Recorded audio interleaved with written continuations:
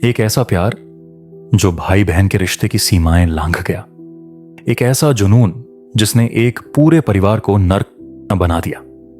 जब एक बहन ने अपनी भाभी के लिए इतनी गहरी भावनाएं विकसित कर लीं कि उसने अपने ही पिता को रास्ते से हटाने का फैसला किया।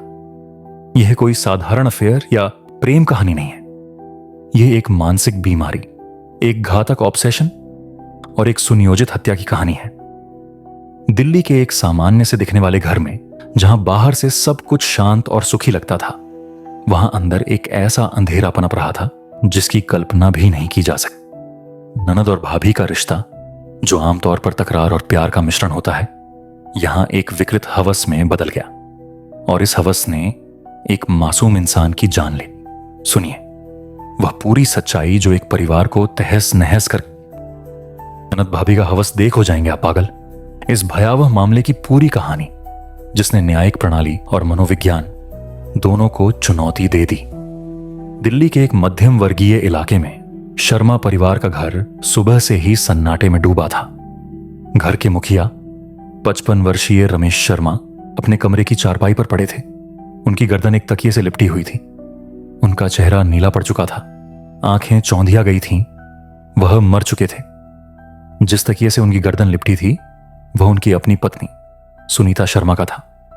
सुबह 7 बजे उनकी बेटी पूजा 22 वर्ष ने उन्हें इस हालत में देखा था। चीख सुनकर घर के दूसरे सदस्य दौड़े आए। रमेश का बेटा और पूजा का भाई आकाश 30 वर्ष और आकाश की पत्नी तनुश्री 29 वर्ष।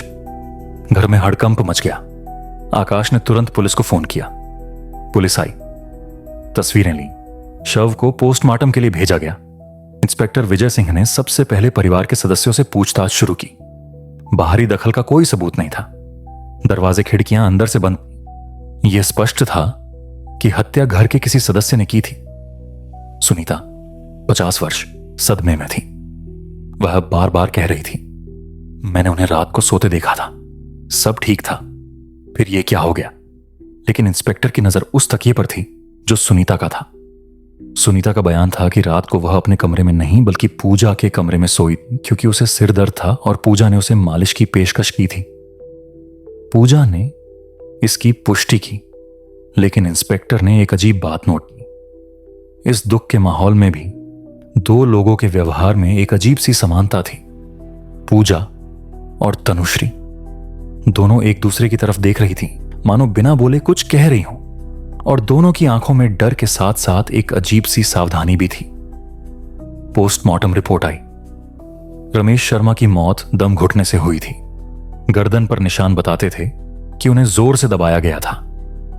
हत्या रात 2 से 4 के बीच हुई थी। पुलिस ने घर के सदस्यों के मोबाइल फोन जब्त किए। आकाश और तनुश्री का एक तर्क भी सामने आया।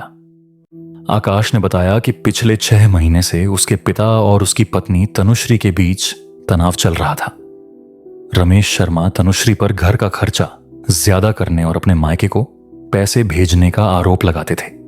एक बार तो उन्होंने तनुश्री को डांटते हुए कहा था, तुम इस घर की बहू नहीं, लुटेरी हो। तनुश्री ने इसकी पुष्टि की, लेकिन कहा, मैं उनसे डरती थी, नफरत नहीं करती थी, मैं हत्या क्यों करती। लेकिन इंस्पेक्टर विजय सिंह का ध्यान 2 और बातों पर गया। पहला, पूजा अभी तक शादीशुदा नहीं थी। वह 2 साल पहले एक प्राइवेट कंपनी में नौकरी करने दूसरे शहर गई थी, लेकिन 6 महीने पहले अचानक वापस आ गई थी। घर वालों ने बताया कि उसे नौकरी से समस्या थी। दूसरा, पूजा और तनुश्री के रिश्ते बहुत अच्छे थे, बहुत अच्छे, जैसे दोस्त नहीं बल्कि ये एक दूसरे के प्रति एक गहरी अटूट संलग्नता। इंस्पेक्टर ने पूजा के पुराने फ्लैटमेट से बात की जो उसी शहर में रहती थी। उसने एक चौंकाने वाली बात बताई। पूजा ने नौकरी इसलिए छोड़ी क्योंकि वह अपनी भाभी से बहुत ज्यादा प्यार करती थी। वह हर दिन उनसे वीडियो कॉल करती, उनकी फोटो देखती। एक बार तो उसने कहा था कि अगर उसकी भाभी ने उसके भाई को छोड़ दिया तो वह भी उनके साथ चली जाएगी। हमें लगा यह बहन का प्यार है, लेकिन वह बहुत इंटेंस था। यह इंटेंस शब्द इंस्पेक्टर के दिमाग में चिपक गया। उधर आकाश के मोबाइल से एक डिलीट किया हुआ मैसेज रिकवर हुआ। उसने एक दोस्त को 3 महीने पहले लिखा था, यार कुछ अजीब लग रहा है। पूजा और तनु मेरे सामने तो नॉर्मल रहती हैं, लेकिन जब अकेले होती हैं तो पता नहीं, एक बार मैंने अचानक कमरे में घुसा तो वो दोनों एकदम चुप हो गईं। ऐसा लगा जैसे मैंने कोई गलत वक्त पर दस्तक दे दी हो। पार्ट 3, सच का खुलना। इंस्पेक्टर विजय सिंह ने एक नई रणनीति अपनाई। उन्होंने पूजा और तनुश्री को अलग अलग कमरों में बैठाया। 3, सच का खुलना। इंस्पेक्टर विजय सिंह ने एक नई रणनीति अपनाई।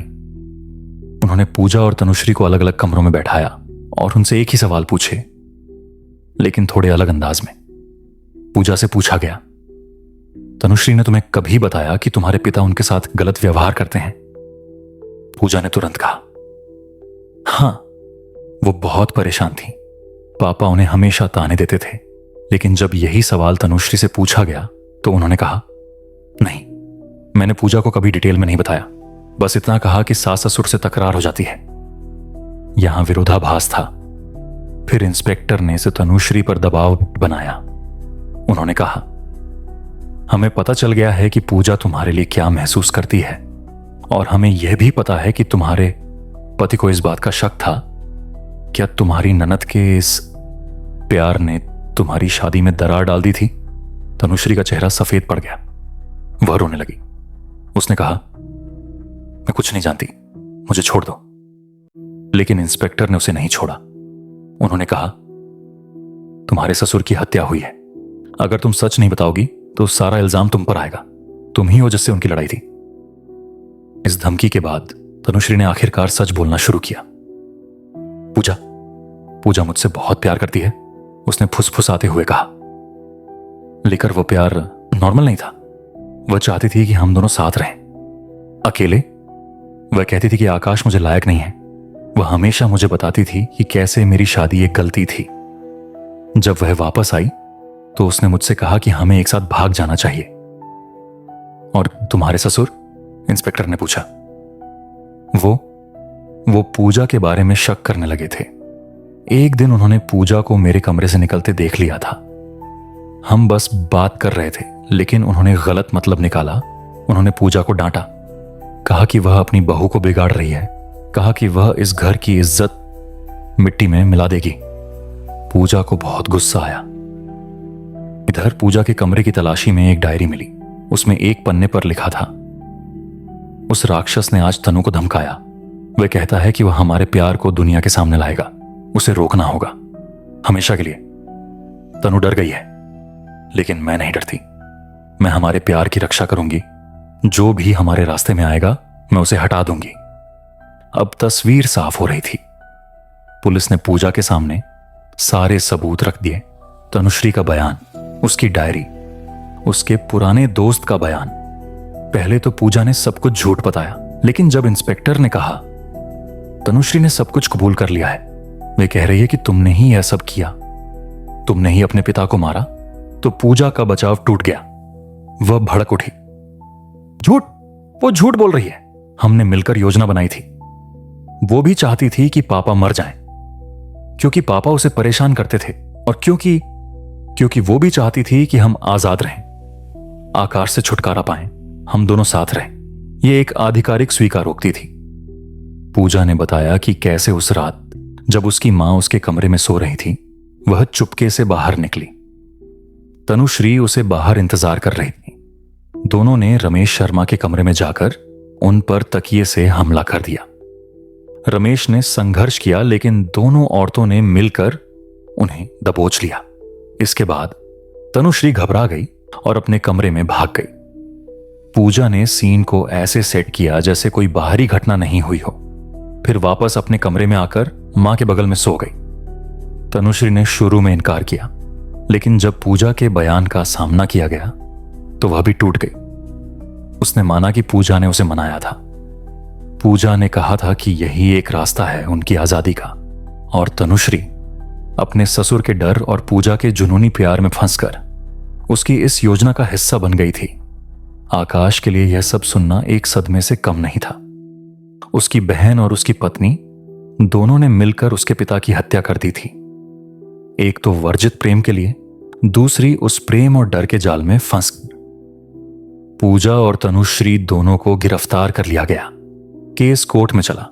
दोनों पर हत्या और साजिश के आरोप लगे। कोर्ट में मनोचिकित्सक की रिपोर्ट पेश हुई जिसमें पूजा को ऑब्सेसिव लव डिसऑर्डर से ग्रस्त पाया गया, लेकिन यह उसके अपराध को कम नहीं करता था। तनुश्री का वकील ने दलील दी कि वह पूजा के मानसिक दबाव में थी, लेकिन सबूत बताते थे कि वह एक सक्रिय साथी थी। दोनों को उम्र कैद की सजा सुनाई गई। रमेश शर्मा का घर अब खाली पड़ा है। आकाश वहां नहीं रहता। सुनीता अपने भाई के घर चली गई है।